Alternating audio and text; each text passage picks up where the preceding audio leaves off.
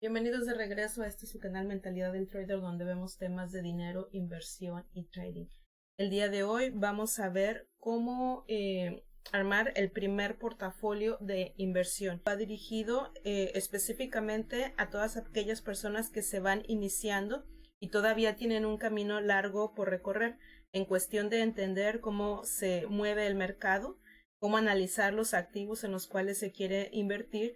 Y este portafolio le va a permitir al inversionista estar dentro del mercado con una exposición moderada a los cambios bruscos de las cotizaciones y aparte tener una exposición pequeña a aquellos activos en crecimiento y de alto rendimiento. Durante esta etapa de aprendizaje, donde tal vez a una persona le pueda tomar entre 6 meses y un año, dependiendo qué habilidad tenga la persona para entender ciertos temas, y también pues cuánto tiempo se le dedique al estudio de lo que son las inversiones. También cabe recalcar que este es un portafolio que se requiere como un mínimo de $2,000 para estar diversificados de esta manera. E igual, si no se tiene esa cantidad y se tiene menos cantidad, se puede empezar también a invertir, pero se va a invertir de una manera un poco diferente. Para poder también estar diversificados y no tener que arriesgar todo el capital. Vamos a empezar a ver desde lo más importante, el 40%, va a ir como las manecillas del reloj. Y tal vez a la persona le parezca mucho estar un 40% fuera del mercado, tener ese porcentaje tan grande en efectivo. Hay 3 razones principales. Recordemos que tenemos un problema de salud mundial y no sabemos realmente hacia dónde va ni la economía mundial ni tampoco la economía de los Estados Unidos, que es donde vamos a estar invertidos la mayor parte del tiempo. Y la otra es que en noviembre del 2020 se acercan las elecciones. Entonces, durante ese tiempo se esperan grandes movimientos y probablemente el inversionista que va comenzando no tenga el estómago para digerir una caída tan drástica como la pueden tener los mercados. Aparte, cuando se es un inversionista también que ya se tiene un poco de experiencia, de la misma forma se recomienda tener un 10 o un 20% de efectivo para que cuando se presente una muy buena oportunidad de inversión, pues poder entrar a ella y no estar sin nada de capital en efectivo y perderse de esa oportunidad, ya que en muchas ocasiones si se quiere tomar esa oportunidad, pues a lo mejor va a ser necesario vender otros activos que tal vez en ese momento estén en pérdida. Entonces siempre es bueno tener un poco de efectivo. Ahorita la cantidad es mayor por las situaciones ya explicadas. La mayoría de los activos que nosotros vamos a poner en nuestro portafolio son ETFs. Es una canasta de acciones donde en lugar de comprar acciones individuales, pues un ETF agarra un puñado de acciones, ya sea que las puede catalogar por tamaño de capitalización o por sectores o acciones que pertenezcan a un solo país, etcétera. Vamos a tener un 25% en lo que es en el Standard & Poor's 500, que es un índice, y como no se puede comprar ese índice, bueno, entonces vamos a comprar ETFs que sigan el movimiento de ese índice. Después vamos a ir por 5% en bonos. Se puede decir que los bonos es lo más conservador. Después tenemos un 10% que son ETFs que nos den altos rendimientos. Otro 10% que ya sea del Dow Jones o del Nasdaq, también en ETFs. Un 5% en acciones. Estas ya no son ETFs, acciones individuales. Y un 5% en ETFs de alto riesgo. Hay que recordar que tanto los ETFs como las acciones muy variadas y pueden ser, aunque se podría decir que la mayoría de ETFs son más seguras que las acciones, pero entre los ETFs también hay catalogados más seguros y de alto riesgo. Entonces, por eso solamente vamos a tener ETFs en alto riesgo de un 5%. Y vamos a buscar que la mayoría de estos ETFs también nos paguen dividendos para así podernos beneficiar pues del interés que ellos están pagando.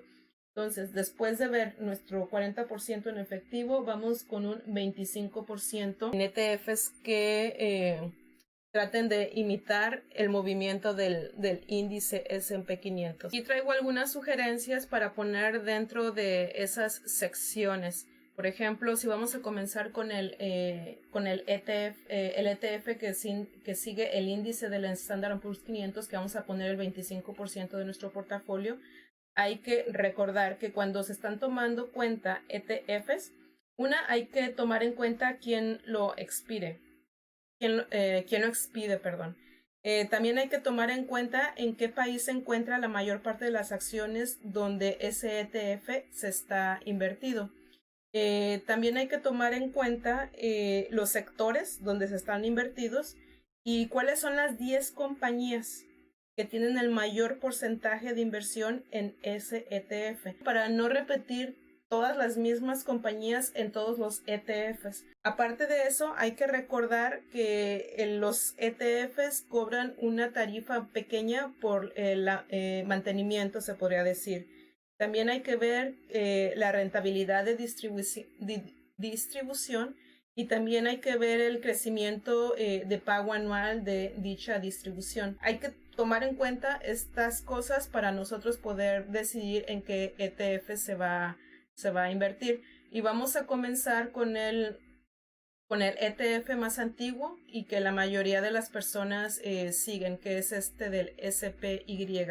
Tenemos que es el más antiguo y que trata de duplicar y lo hace de muy buena forma el Standard & Poor's 500. Los dividendos no se pueden reinvertir. Eso es algo que hay que considerar. Después tenemos que el otro es el BOO, sigue al mismo índice.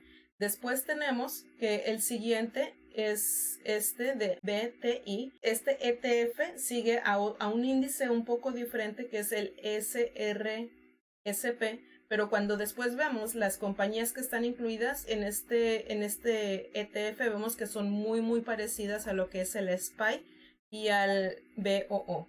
Y por último tenemos este que es el SPLG, donde también busca rastrear el rendimiento del SP500. Y este ETF se reacomoda o se reequilibra de una forma trimestral.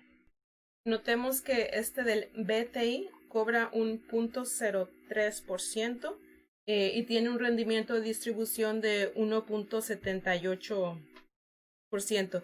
Esto es aproximadamente que al año da un dividendo aproximado de $2.90. Y este que es el SPLG también cobra lo mismo, tiene una tarifa igual y tiene un rendimiento de distribución del 1.87% y aproximadamente paga aproximadamente 70 centavos anuales por acción que se esté manteniendo. Y aquí están los sectores. Esta es una lámina que compara el BO y el SPY. Vemos que los dos son muy parecidos. Este tiene 515 compañías, este tiene 506, pero vemos que los sectores están prácticamente equilibrados de la misma forma.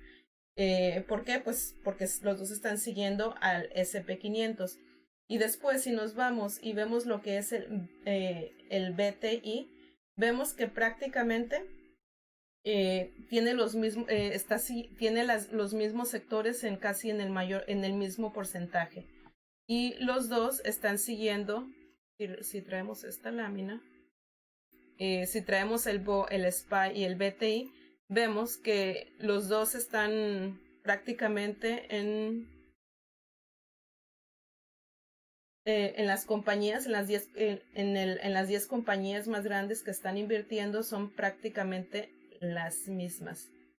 Los tres tienen los mismos. Entonces, aunque este BTI está yendo al índice del CRSP, entonces, aunque esté siguiendo otro índice, vimos que las 10 compañías que cubren casi un gran porcentaje de sus inversiones, pues son las mismas que está cubriendo este otro que es ya sea el SP, el SPY o el otro que es el BO. Entonces yo me iría, si no tengo tanto dinero para invertir, y yo me voy por este. ¿Por qué? Porque está un poco, pues no es realmente más económico, porque no se puede decir que sea más económico, pero sí es más accesible. Ahora, nos vamos a ir por la sección de que son los ETFs con altos dividendos, donde vamos a invertir solamente el 10%. Y aquí traigo 4 opciones. Hay que recordar que no es obligatorio invertir en esto, simplemente es para ayudarle a la persona que se empiece a sumergir un poco en lo que es los ETFs. Vamos a empezar con este, que se llama DEW, que este ETF rastrea acciones globales que pagan dividendos clasificados por rendimiento de dividendos. Después tenemos al ETF de W, D y B, que tenemos que este ETF sigue a 100 acciones de alto rendimiento de dividendos seleccionados del SP500 global. Entonces, cuando vemos que es global, hay que sobreentender que viene haciendo de forma internacional. Y si en algún momento quiere leer toda la reseña, pues puede pausar el video y lo puede hacer. Después vamos con lo que es el siguiente, que es este de DGRO, que tenemos que este ETF sigue acciones estadounidense, donde busca acciones que paguen dividendos cada vez mayores sobre un historial de 5 años y que la empresa no venga a pagar más del 75% de sus ganancias. Entonces, en los otros dos, que es el DEW y el WDIB, vemos que son globales y estas son más concentradas en lo que son las acciones solamente de los Estados Unidos. Después tenemos a lo que es el BYM, que también rastrea índices de rendimiento de dividendos del FTSE. Y estas empresas se clasifican según los dividendos previstos en los siguientes 12 meses. Pero este ETF no incluye los REITs. Recordemos que anteriormente aprendimos que los REITs son lugares donde nosotros podemos invertir si queremos estar invertidos en lo que son bienes raíces. Y por último tenemos que es el SDIB, que es también sigue un índice ponderado de 100 valores y también son globales. Entonces, hasta ahorita tenemos que que sigue exclusivamente a lo de los Estados Unidos es el DGRO. Pero muchas personas pues quieren tener una exposición, se podría decir, internacional. Entonces, algunos de estos ETFs les van a permitir tener esa exposición. Y también hay que mencionar que a diferencia del ETF anterior, sí incluye REITs en su cartera. Entonces, el anterior, que es el BYM, no incluye REITs. Sí los incluye. Ahora, notemos que este DEW tiene un índice de gasto o tiene una manutención de un 0.58% y tiene un rendimiento de distribución de un 4.15%. Quiere decir que anuales viene pagando más o menos como $1.81 por acción mantenida. El siguiente, WDIB, tiene un 0.40, tiene un rendimiento de 5.18 y es aproximadamente $2.85 lo que viene dando anual de dividendo. El que sigue es DGRO. Cobra un 0.08%, un rendimiento de distribución de 2.52 y eso más o menos viene a ser como 93 centavos anualmente. Después tenemos que BYM cobra más o menos un 0.06%, tiene un rendimiento de distribución de 3.63%, que es aproximadamente un $2.84. Y por último tenemos el SDIB, que cobra es un poco caro, 0.59%, y tiene un rendimiento de distribución del 11.48%, que más o menos son como $1.56. Pero una de las cosas interesantes a ver de este ETF está creado por una gestora financiera me parece que es Corea del Sur. No es que sea malo, simplemente hay que ver qué tanto se expone uno a mercados internacionales. Y si vamos un poquito más abajo, vemos que igual, de todas maneras, su mayor inversión está en acciones que pertenecen a los Estados Unidos con un 27%. Y con este ETF podemos tener exposición pues a economías globales como es el Reino Unido, Australia, Hong Kong, Rusia, Sudáfrica, Países Bajos, México, Argentina, etc. Si nos vamos a la primera opción, que era DEW, vemos que casi el 59% de sus inversiones están dentro de los Estados Unidos, y también nos da una exposición internacional. Recordemos que ese ETF hablaba de que está que sigue acciones globales. Y después en los sectores está, pues, en los sectores ahorita más castigados de la economía, que son las finanzas, la energía, como son el petróleo. Después tenemos el servicio de las telecomunicaciones, consumidores, etcétera. Y más abajo tenemos lo que es tecnología, lo que ahorita en estos momentos está moviendo al mercado. Pero ese ETF nos da acceso a compañías que tal vez en estos momentos algunas de estas puedan estar peleando por sacar la vacuna que va a venir a resolver o aliviar un poco el problema que tenemos a nivel mundial. Y ya gente conoce la compañía de teléfonos AT&T, Verizon, ExxonMobil también es petrolera, Aviva y Pfizer es también del sector salud, se podría decir. Ok, después vamos a la siguiente opción, que era WDIV.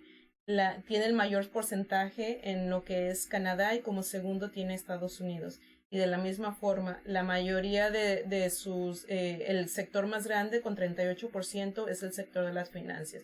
Recordemos, finanzas muy castigados.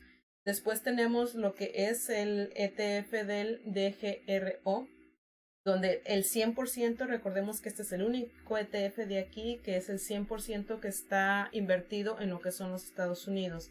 Y tenemos tecnología como su primer sector, después finanzas, sector salud, acciones industriales cíclicas del consumidor, y tenemos ya la mayoría de las personas probablemente conocen como la compañía Apple, Microsoft, Johnson & Johnson, la de telefonía de Verizon, JP Morgan, que es bancos. Y después tenemos la de BYM, que también está invertida en los Estados Unidos, y también está con el cuidado de la salud con un 16% y hacia abajo, y también muchas compañías que las otras ya también tienen. Yo en lo personal, si quiero una exposición global, probablemente me vaya por este ETF, porque en estos momentos tiene pues un crecimiento bastante bueno, se podría decir, pero hay que recordar, este es el ETF que viene de una gestora de Corea del Sur. Pero si quiero algo más seguro que esté dentro de los Estados Unidos, bueno, yo personalmente escogería este de DGRO. ¿Por qué? Porque igual tiene muchas compañías que a mí me gustan y me interesan, y pues de todas maneras puedo gozar un poco de sus dividendos, aunque en estos momentos no es mucho, pero un 2.39% no está nada mal. Después tenemos el 10% solamente en ya sea Nasdaq o Dow Jones. ¿Por qué el 10% solamente? Bueno, porque este ha sido uno de los sectores que más han crecido después de la caída que tuvimos en febrero. Entonces, como ha crecido de una forma exponencial, sí es posible que siga creciendo, pero si tenemos una caída, es posible que también sea uno de los que caigan pues de una forma más fuerte. Y tenemos lo que es el BGT, que tenemos que este es un ETF que sigue solamente tecnológicas y incluye lo que son tarjetas de crédito, pero este excluye lo que son las telecomunicaciones. Después tenemos lo que es el XLK, donde también rastrea un índice de tecnologías que están en el SPY. A diferencia del BGT, este sí incluye las telecomunicaciones. Y este es un ETF de muy poca volatilidad porque esta excluye a pequeñas compañías. Entonces, por eso su volatilidad o movimiento pues son menores. Y después tenemos este que es el IXN, ETF que sigue a un índice global. Uno de los mejores, se podría decir, ETFs que hay allá afuera, porque cubre el 70% del mercado global. Y aunque está en un mercado global, pues casi el 80% está en acciones que pertenecen a la economía de los Estados Unidos. Entonces eso da un poco de seguridad. Ok, si vemos el primero, que es el BGT, tiene un costo de manutención del 0.10%, tiene un rendimiento de distribución de aproximadamente 1.06%, y eso viene siendo más o menos $2 con 70 centavos anuales que dan de dividendos. Y el que sigue, XLK, tiene un 0.13% por manutención y tiene un rendimiento de distribución de 1.13%. Más o menos son $1 lo que da por acción mantenida. Y después tenemos que IXN viene cobrando, tal vez este sea un poco alto, un 0.46 y tiene un rendimiento de distribución de 0.88%. Realmente no es muy atractivo para mí, pero aún así viene siendo $2 con 25 centavos alrededor.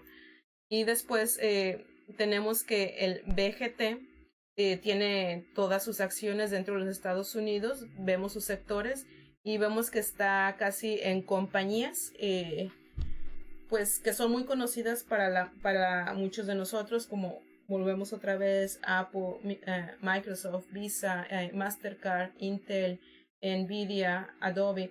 Hay que recordar que dependiendo de lo que escojamos en los otros ETFs, que no sean todas las mismas compañías que se repitan aquí. Si tenemos ya estas compañías, entonces hay que buscar algo un poco diferente para que se cumpla lo de la diversificación. Después tenemos el que sigue, que es el XLX, que vemos que también todo está en los Estados Unidos, nos vienen los sectores. Tenemos como al primero el de los software y tenemos casi prácticamente las mismas compañías. Esos dos ETFs van muy bien de la mano. En cambio, este ETF es el IXN, donde solamente el 80% está dentro de los Estados Unidos. Y después muy abajo ya viene Japón, Corea, Taiwán, Alemania. Entonces, si no se ha escogido ningún ETF todavía que tenga un alcance internacional, este podría ser una buena opción. Si ya se ha escogido algo que tenga un alcance internacional, entonces yo me inclinaría por este del BGT. Aquí tenemos rápidamente una gráfica comparativa donde vemos que el XLK, que es K, de verde, y el BGT prácticamente se han movido idénticos. Y el XLX tiene un retorno total dentro de los 10 años de 19.37 y el otro tiene un 19.91. Entonces van muy parecidos. Y los dos casi mantienen los mismos sectores por igual, con los mismos porcentajes. Y después si vemos lo que son las 10 compañías, también casi están con los mismos porcentajes. Apple con un 21 y después en el otro con un 19. La compañía Microsoft con un 21 y con el otro 17%. Entonces son muy parecidos. Y después tenemos los ETFs de alto riesgo. ¿Por qué son ETFs de alto riesgo? Bueno, porque están metidos en industrias que todavía están en desarrollo. Están muy inclinados a la que es la robótica, el software, la tecnología, los vehículos autónomos, los drones, los genes, los pagos móviles, etc. Entonces, pues aquí todavía hay muchas empresas en desarrollo y realmente pues muchos de estos ETFs todavía no pagan dividendos. Por ejemplo, tenemos este de IRBO, que tiene acciones globales y sigue a compañías involucradas en la robótica e inteligencia artificial. Después tenemos el que sigue, que es el BOTZ, que incluye compañías que están en fabricaciones de drones, robots que dan atención médica y softwares. Después tenemos a lo que es el ARKW, donde vemos que este está dirigido a lo que es tecnologías, tecnología en la nube, Internet de las cosas, tecnología portátil, monedas digitales. Y después tenemos este de ARKF. Este está muy concentrado en lo que es el sistema financiero, pero de una manera tecnológica. Creo yo que este es uno de los ETFs que más van a revolucionar pues el sistema financiero como nosotros lo conocemos. Estos, el RKW y el RKF, no pagan dividendos. Y después podemos ver en qué empresas mantienen la mayor parte de sus inversiones. Y el de ARKF, vemos que son empresas que están implementando pagos de una manera digital. Y por último tenemos lo que es BOTZ, que la mayor participación viene de Japón. No quiere decir que sea malo, simplemente nos da una exposición internacional. Entonces, si todavía no tenemos nada que nos exponga fuera de los Estados Unidos y queremos esa exposición, alguno de estos dos ETFs podrían ser buenas opciones. Este de IRBO o este de BOTZ. Y por último tenemos lo que son, por último tenemos dos más, lo que son los bonos. Yo en lo particular, yo no invierto en bonos, pero si la persona quiere invertir, tiene lo que es el TLT, que son los bonos del Tesoro de los Estados Unidos a 20 años, o tenemos lo que es el otro de BGLT, que son los bonos del Tesoro de los Estados Unidos a 10 años. Y por último tenemos lo que son las acciones, que esto va a ser a discreción del inversionista para que digamos que pueda ser su primera exposición a decidir personalmente en qué quiere invertir. Puede ver qué empresas que la persona ya sea usa o conoce, qué empresas tienen acciones que cotizan en la bolsa. Y puede darse una idea, puede buscar cuánto cuestan y más o menos si quiere acciones en dividendos o no dividendos. Entonces, espero que este video le ayude un poco a decidir más o menos cómo armar su portafolio. No tiene que ser exactamente como este, ni tampoco tiene que ser con estos ETFs, pero sí a tomar en cuenta si quiere una exposición solamente dentro de los Estados Unidos o fuera. Y que no todas las empresas se repitan en los mismos ETFs. Ya vio que los ETFs pueden tener diferentes empresas con diferentes sectores. Entonces, por mi parte, eso es todo. Le deseo muchos éxitos y nos vemos en el siguiente video. Regálame un like, escríbame alguna sugerencia en los comentarios y hasta pronto. Chao.